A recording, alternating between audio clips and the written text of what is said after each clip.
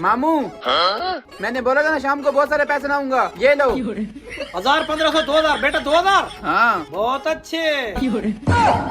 पापा ये लो, मैं पैसे ले आया। अबे ये तो सिक्के हैं। पापा सिक्के हैं तो क्या, 3000 रुपए हैं। अबे उल्लू के पट्टे, कोई शर्म कर, तो इससे ज्यादा पैसे कमा के आया ये। लेकिन मामू ये तो सिक्के हैं। अबे पैसे तो पैसे होते हैं। लेकिन मामू अबे चुप, जाओ और पैसे कमा के आ।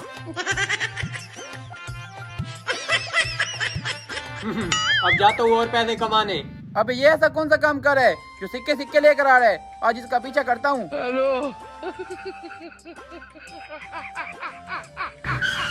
अबे ये क्या काम कर रहा है,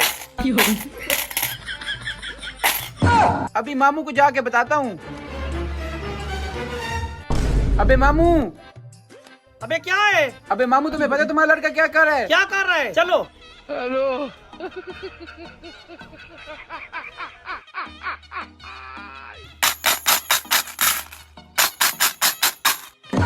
अबे ये क्या काम कर रहा है? रुक, तेरी ऐसी की तैसी।